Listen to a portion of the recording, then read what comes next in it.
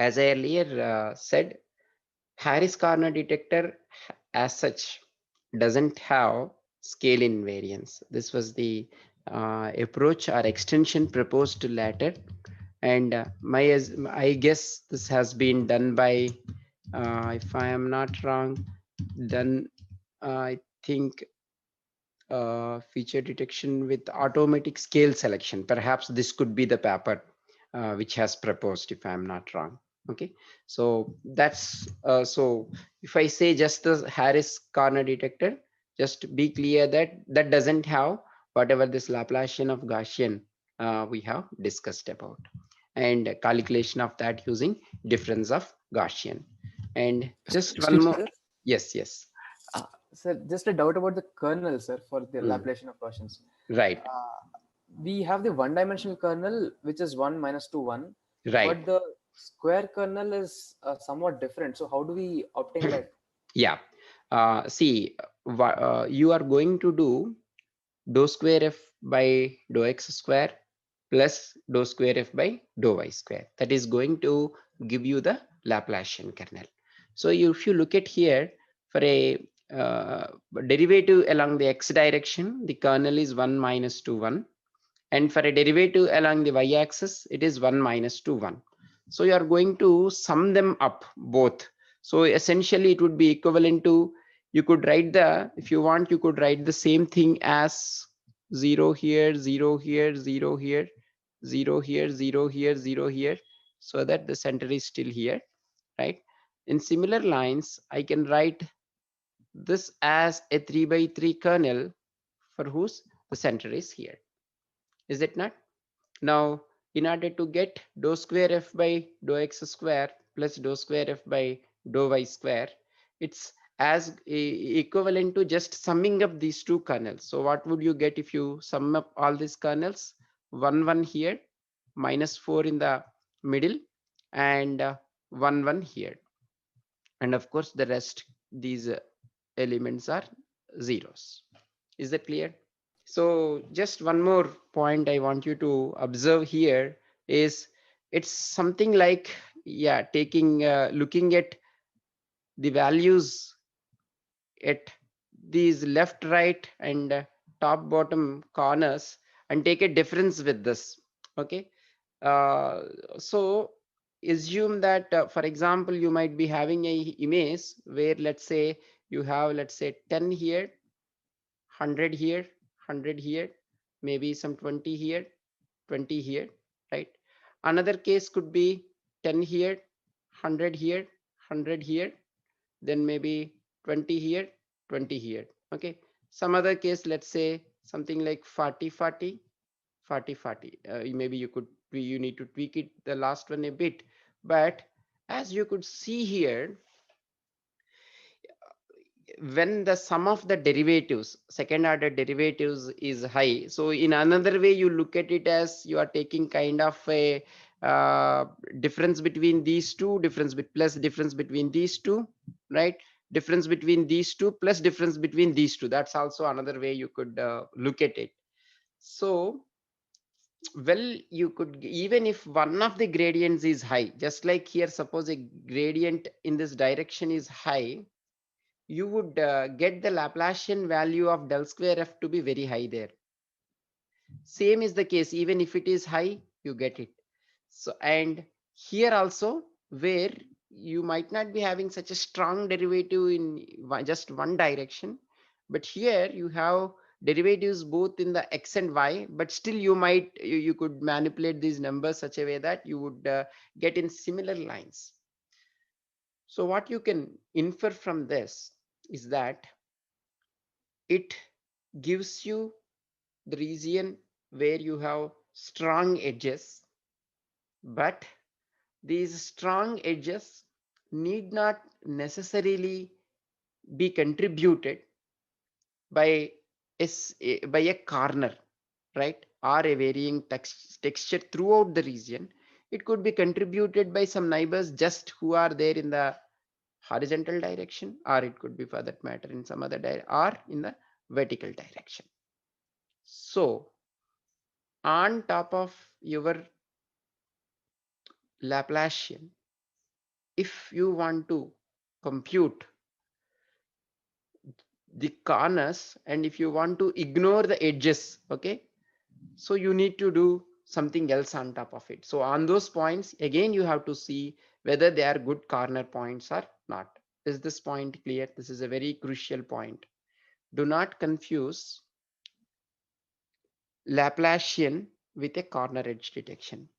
Even if your gradient is high in one of the directions, this Laplacian would shoot up. But nevertheless, this would have a value only when you are having strong gradients around your point. But still, it cannot distinguish whether it is along a strong edge or at a corner. This is something that has to be very clear to you. Is that clear? What I mean to say is, see, for example, this guy, well, look at this region, for example, maybe not that region, okay. uh Say it's like, again, I'll show you there are some images shortly where you could see, even if you are having, I think I should be having it in presentation number 20, today's presentation. Let me go there. Yeah, look at here. For example, this would give you the extrema points like this, okay. There could be regions, and then you apply a threshold on it, you would end up like this. And then what happens is, let's say, look at here, this point, for example, okay. This is as a result of Laplacian you are getting it, but you could see here, this is there across, this is the only edge in this direction. So this point could have got mapped to anywhere on this, but for it to be a good candidate for a uh, for that to be a key point, you need that to vary in both directions. So you have to look at again whether you are having just direct edges in one direction and not in both ways. And if it is an edge, if it is a texture, there is no problem. This region you have texture in the hair of Einstein, so that's not a problem. If you are even making a slight move there, the whole region would change. But if it is along an edge, you should somehow get rid of those points by using some, again, a strong edge detector. How you do it is, there are different ways of doing it, but that's something you need to get rid of. Same observation you could do here, right? This region is more or less fine, because as you are moving in this direction also, there is some variation. But if you look at here, whether you are here or here at this point or at this point in this diet, it doesn't matter. So that's where you would ideally would like to get rid of maximum number of points. So on top of Laplacian, you should also see whether it's along an edge. You have to you have to determine that and get rid of that.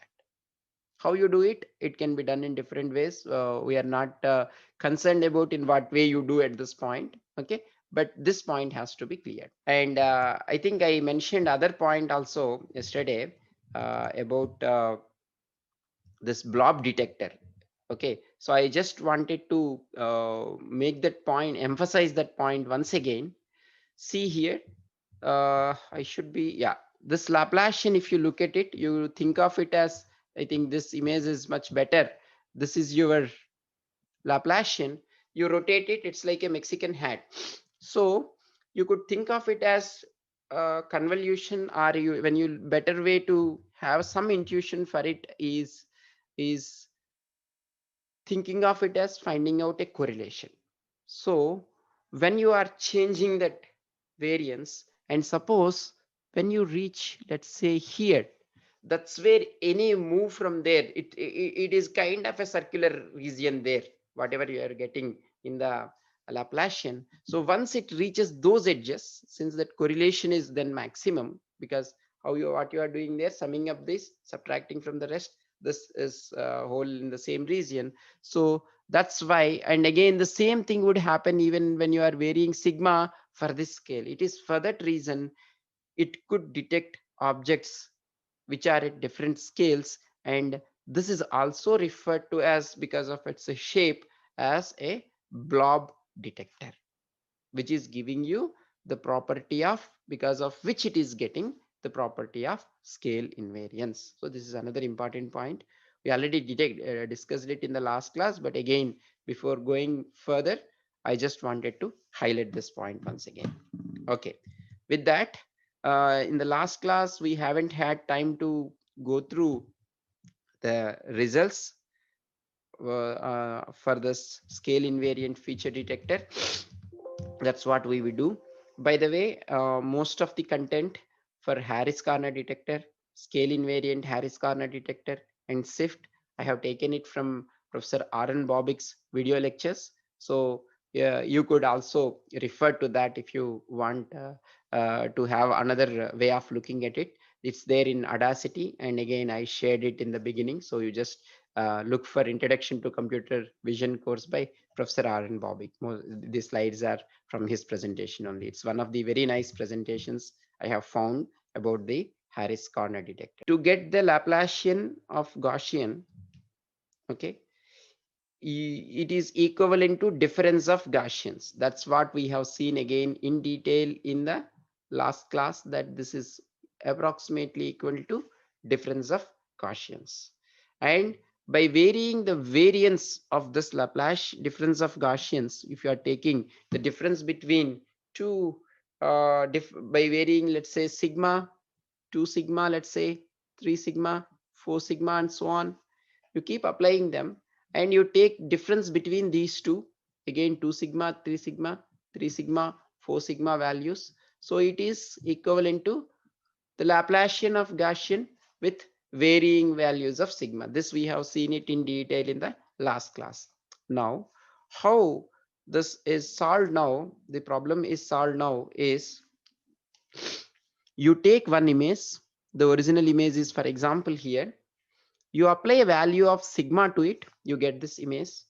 You apply a value of 2 sigma, that means you are using a Gaussian kernel of 2 sigma and convolving the image with that, you get this image 3 sigma and 4 sigma and so on. And after that, what you do, you take difference between this original image and this would give you the difference of Gaussians, which is equal to Laplacians of Gaussians for different variance values. And then what you are going to do here is, you look now, you take one pixel here, for example, this is you could think of now, for every pixel, let's say you have now at different scales, you are eventually, this is now is equivalent to using various sizes of your kernels and computing your function, that function now being the Laplacian of Gaussians here. So what you are going to do now is, here you apply Harris in each of them. Harris corner detector, I'm sure you still remember how you are doing it, right? Gradient of I multiplied with gradient of I transpose, correct? You do that here, and then the whole process of Harris, which we discussed the previous class and class before that, you do here. And you notice here in this direction, we are getting it as a result of Laplacian. Now you use again Harris here also. You do Harris again here also. Okay. On this ones, you are getting them as a result of Laplacian of Gaussian values there. And then you look at all the, say for example, you consider this. The neighbors to it here are 1, 2, 3, 4, 5, 6, 7 neighbors here, right? And here how many? 7, sorry, 8. 8 neighbors are there. Here 9 neighbors are there. Okay, here 9 neighbors are there, 3 by 3. Among them, you pick that one which has maximum value. So earlier you are just looking at that particular slide. Okay, after you apply the kernel, convolving with the kernel. Now what you are going to do is, since you want to, hope you still remember these graphs that we plotted for each of these pixel we are going to compute a function, and you are going to pick a function that gives you maximum for that scale. So equivalent one here would be to pick that value which has maximum. So you do Harris here. With that, you retain the maximum values there, and then you for the given pixel you would be comparing the maximum value. So you are now looking both in space and in scale while doing this. Space coming from Harris, and this is giving you in scale. Is that clear? Are any questions here? Sir, is this the same as the non-maximal separation? Correct, exactly. The only difference here are only in addition to what earlier your non-maximal suppression you were doing just in this slice now, right? Now in addition to that you have a varying scale here now. That's the difference, that's all. And this scale variation equivalence you are obtaining using Laplacian here, which in fact for computational purposes instead of that you are using difference of Gaussians. Thereby you are computing maximum or minimum both in space and in scale. In space you are using Harris, in scale you are using Laplacian. Or is that different? Uh, no, sir. After we scale it, Ah, we are getting the corner. At least in this right, example, we're getting it in a right, second layer. right. So how do we map it back to the original image? Okay. See, the pixel number of pixels and everything is remaining same.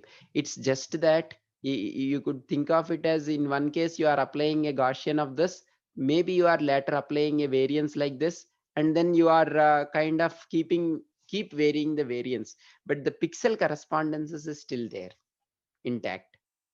See, when you are applying too much of a Gaussian, in fact it's better to rather downsample your image and then apply a Gaussian of lesser variance. Okay, that would give you that would at least visually also that image would make a sense. Okay, so that's why they would in fact do it in terms of, they call it as an octave, where after a particular point, let's say 4 sigma, they downsample it by a factor 2, and then you could work out exactly what should be the value, but let's say then you apply a sigma value on it.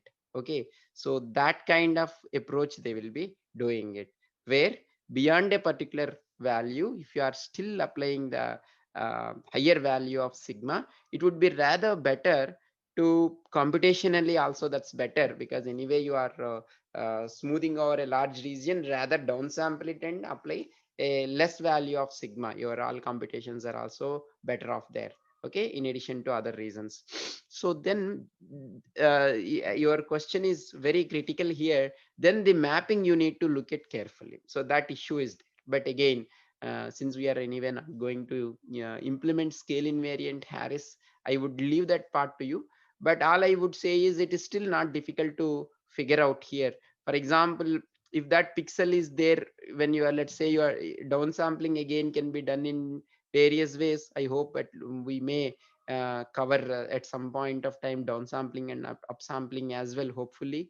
Then we will see it in more detail, but then you have to appropriately figure out to which pixel is it going to correspond, if at all, if it is present there, or if it is not right away present, you need to somehow figure out a way to interpolate those values. Okay, so that anyway, let's not go into those details, implementation details of how you do it at this point of time. So this is another step that they do, where they downsample the images and reduce the sigma value, and still of course do the same process. Funny comment that Aaron Bobick makes here is the Einstein is never so fuzzy in his life other than in this picture that he says, because of the downsampling to a large value here. So you could see here there is the original image, downsample it, downsample it, downsample it, downsample it. Okay, and then you actually sorry, not downsampling, increasing the variance of it. Okay, you with the further sigma you do it, then you downsample the image, you do the same thing. You'd further downsample the image, you do the same thing. You further downsample the image, you do the same thing.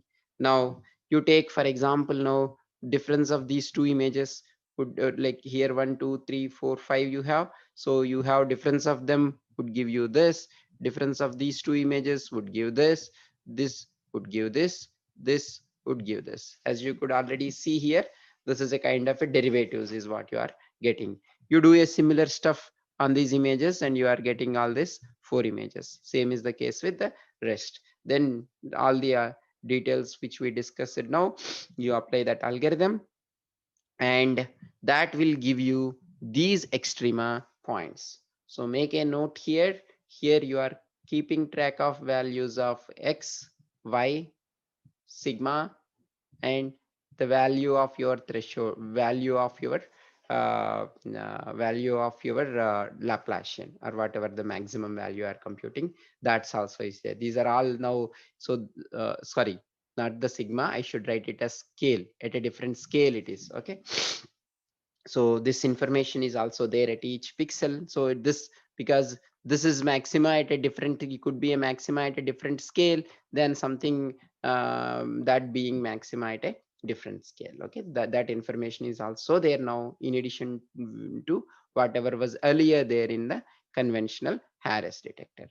Now you apply just like in Harris, you apply a contrast on this on a threshold on this contrast values. Okay, contrast greater than C, you keep them here, so that would give you this. As I mentioned, this will not remove, this can still contain some false positive key points which are there along the edges because of the strong contributions coming from the edges because of the kernel we have seen there. For example, this is a, if this is a very strong vertical edge, what would happen there? You have -411, this would already contribute a lot, while there is no variation as such in this direction. This might not be contributing well, so those points we don't want it. So that's why you apply, you figure out somehow. Okay, well, let's not go into those details whether it is across an edge, and if it is across an edge, you get rid of those points, and that will give you the key points. In summary here, again, in the spatial domain you are applying Harris here. In the scale domain, so you would start here. For example, if you recollect, there is an integrating variance and a differentiating variance. Integrating variance is something over the window we are computing. So we also there mentioned in the last class that let's take a relationship of sigma I equal to gamma times sigma d, and then you could play with that parameter appropriately. Okay, then first level of one, you take sigma n here, first sigma difference, and then next step you take k times sigma. Okay, k times k time, okay, sigma n, yeah, you start with sigma n. Okay, that would be equal to so depending on the level you are here, sigma n subscript n is equal to k power n times sigma. So you would start with sigma of 0. Okay, that's for the sigma differentiation value you have taken as sigma d equal to sigma n. So at a 0th level here, for example, that's the original one. Okay, and then you apply a sigma to k times sigma, k square times sigma. So I wrongly mentioned earlier sigma, sigma square, sigma cube. It's not that way. If I had mentioned it that way, I don't remember. But you take a, you increase the sigma by values of this, could be a non-integer also. So here, for example, you have a sigma, k square sigma, and so on and so forth here as you move on there. Okay, and then the process anyway we discussed, and finally you look at here also you use the same trick of not explicitly computing the eigenvalues but still managing to do that, right? So that's Harris. This is referred to as Harris Laplacian. Okay, this is again another, I think maybe sorry, so earlier paper, I'm not sure, this might be a combination of couple of papers. This is Smith's work in 2001, it's there. And then next one that we are now going to go through is the scale invariant feature transform, where It is purposefully, if we graduated from Harris to scale invariant Harris, so that the difference of Gaussian's concept here is almost covered now, and it's just this part of detection is remaining there. But of course, then descriptor of these key points is something we have not yet discussed, and now we will start with that discussion of scale invariant feature transforms. We are after this. Okay, with this we are now done with scale invariant Harris corner detector. Any questions so far before we move on to another very important topic of SIFT? Is a very popular descriptor. It has both key point description and detection. I guess by this time everybody is clear with or having an intuition about what it means by a key point descriptor versus a key point detector. What's the difference? Can you say it? Can anyone volunteer expressing their thoughts about what they understand or they feel about what it means by key point descriptor and key point detector?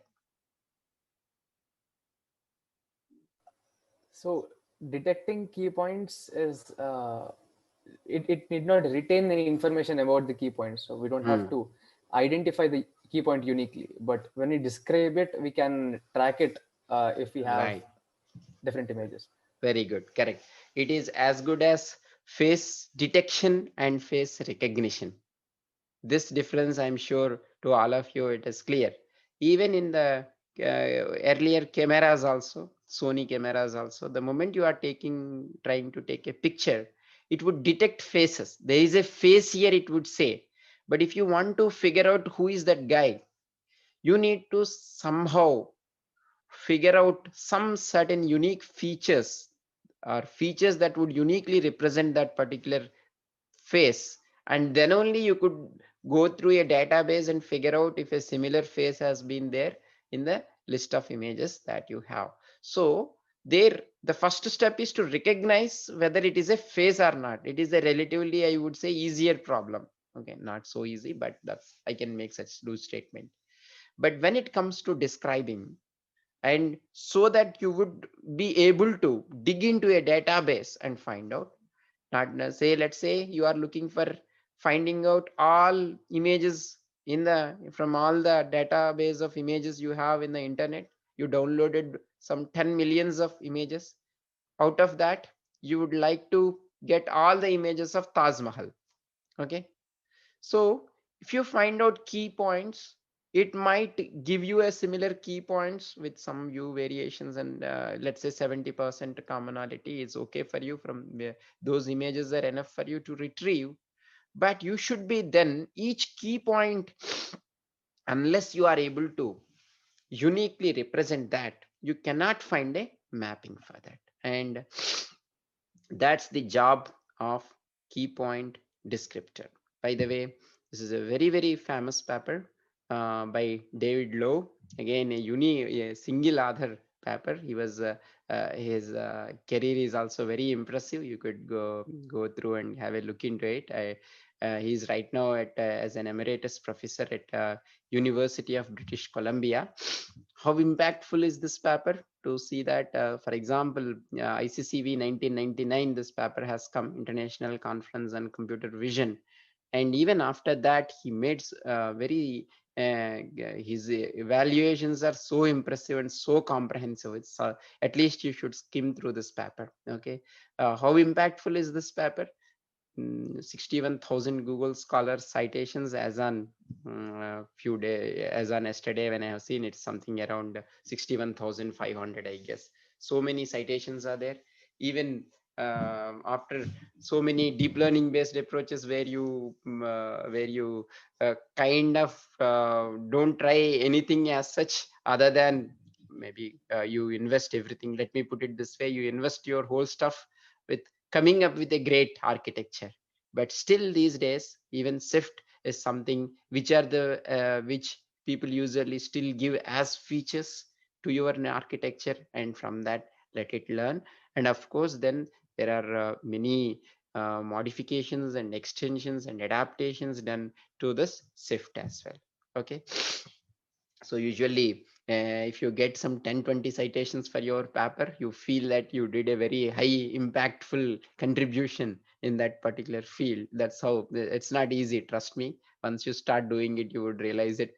Excluding your self citations, getting something around 40-50 citations means it's really a good job. That's how we feel. Okay, but getting 61,000 should talk for itself. How good is this paper? Again, this has, when it comes to this IJCV 2004 paper, it has two parts. One is descriptor and another is detector. So detector part, actually many people are fine with Harris Laplace detector. See, the scale invariant Harris detector, instead of calling it that way, as you have noticed it, I could simply call it as Harris Laplace detector, because that has scale invariance. Anyway, Harris inherently has rotational invariance. Okay, and intensities to illuminations variations, to some extent it can deal with it. So in that aspect, people would use a combination of both. But when it comes to a descriptor, um, the SIFT is way ahead. Okay, that was a, see again, this extension of this paper he took for almost 4 to 5 years. Okay, that simply, it's not just for another paper he did it. And even now, when you go carefully about his profile, you would see he would hardly will be publishing 2-3 papers a year. But usually they are pretty impactful works that he does. Okay, anyways, coming back. See, this is again the picture I have taken from our earlier Harris corner detection. Assume that it has given you these key points. Now how do you find which key point corresponds to what in another image? Then only it would be useful for your application. For example, even consider a simple application of creating a panoramic view. You would like to map them.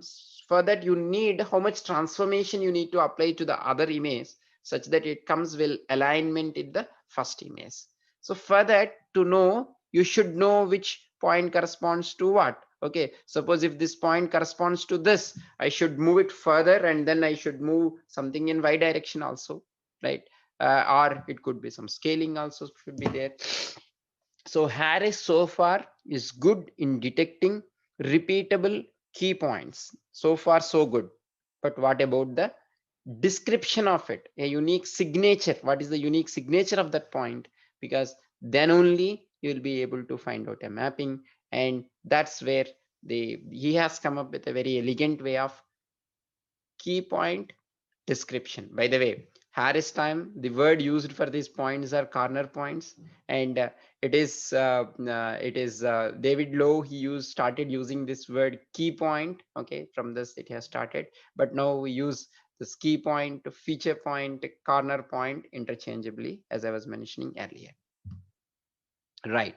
Now, first let us think ourselves some ways of describing these points. Okay, can you think of some way where I give you this image, I give you this image, and I'll ask you, can you tell me to which of these, among these key points, to which key point does this key point, a given key point in the first image, would map to? How do you do that?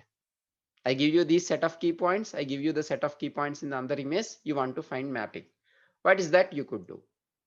What was it that we are using in Harris detector to detect whether it's a key point or not? What's the kind of metric we are doing? How about using a similar metric here? That's my question. Okay. So you take I would say something then. So you take a patch here, for example, and a patch around each key point there. And what would happen? Suppose in an idealistic way, where this key point is anyway moving even slightly, has will cause a difference in its value. How about computing a correlation between them? Is it not going to work? What are your comments about it? At least no, I am telling answers. Now you contradict me on why it is, where it is failing, because the other way didn't work out. So I am giving you a proposal. You comment on that. What I would do, I would take a patch around each each each key point. Okay. Well, if I am looking into the Harris, let's think in terms of Harris Laplace. So there I know even the scale for that key point at which it is there. Similarly, here also I know the scale. How about bringing them to a normal scale, same scale? If it is at a different, even assume for the now that even scale issue is not there, that we will just introduce a little later. But how about simply computing a correlation there? What do you think? See, your job now should be easier. Now I moved to the role of a student, and you could now say why it is why it is not going to work, or where it is going to work and where it is not going to work. If the images are rotated, then it will be still a problem. And if If both of the them have different intensity, Okay, let's go one by one. Okay, if the image is rotated, okay, now I would give you a counter argument. Whether it is correct or not, you need to justify that. Harris corner detector is invariant to rotations. So what's the problem? but correlation is not rotation invariant, right? Excellent point. Very good. It is the detection is detector being rotational invariant is different from correlation being rotational invariant. This point has to be very important point. Okay, you would end up with picking the same key point there, but how do you compute the correlation? You are at the end of the day looking at the corresponding pixels and do it. So that's one thing why it is not going to work, because correlation is not rotational invariant. Very good. Now let's come back to the second point you are mentioning. You are talking about intensity variations. Can you comment on that further?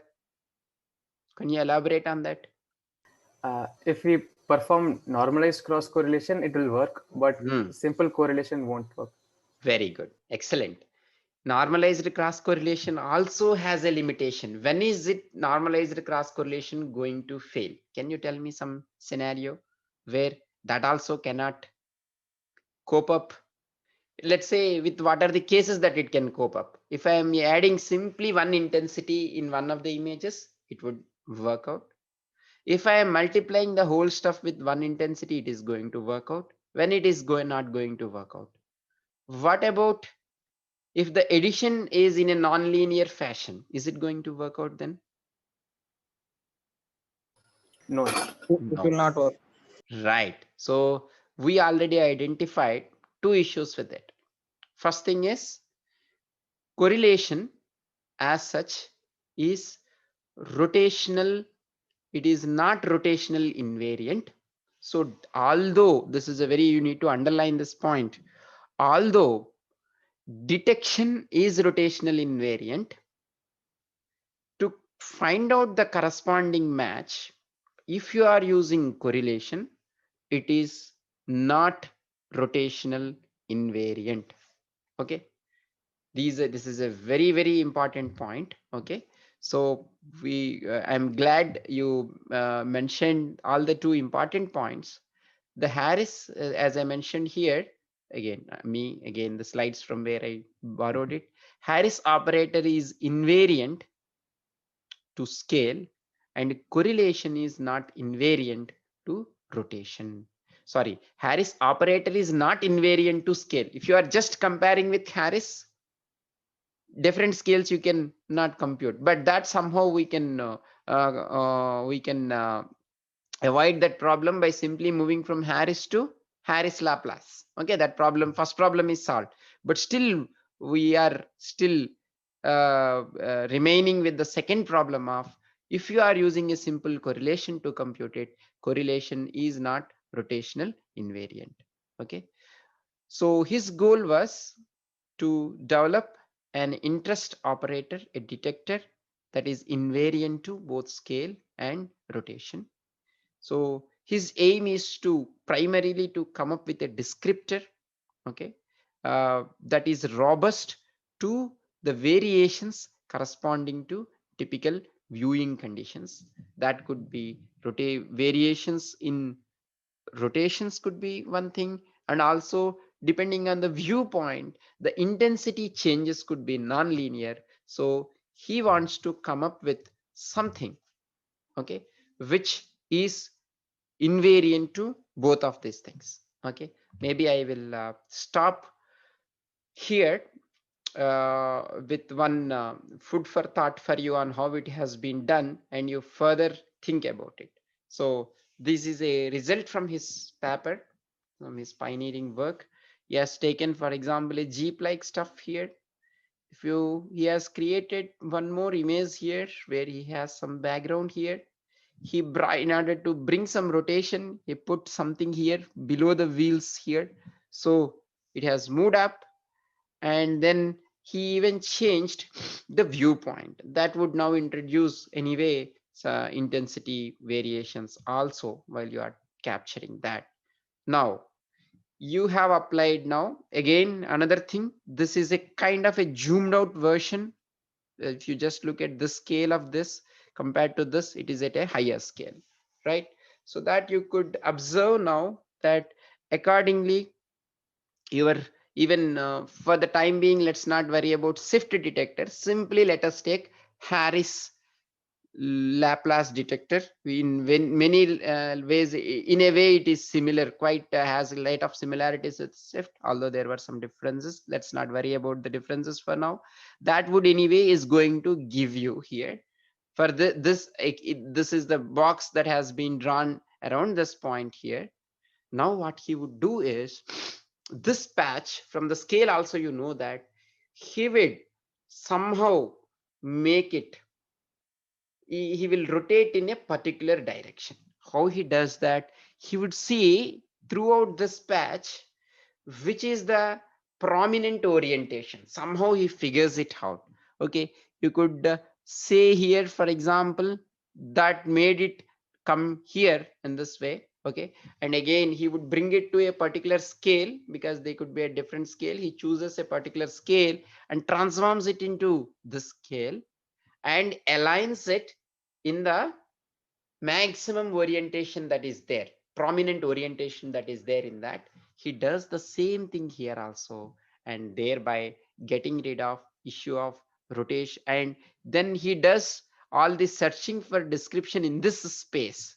Okay, so scale, invariant, feature, transform, this is the transform. Scale invariance coming from this, and of course rotational invariance because of this transform, and feature transform. And here, suppose now you consider the earlier case, if you are able to rotate that patch appropriately and then computing it, then there is no problem. So I would leave you with some questions here, like for example, how can we compute maximum, what could be different ways of computing a prominent orientation here? So that's the very important question here. And then of course a lot of other questions would follow on how you compute the mapping between them and other questions, but that's the key question that I would like to leave you with. So I'll stop here. I'll stop the recording also with this, since your other class time is getting up for you.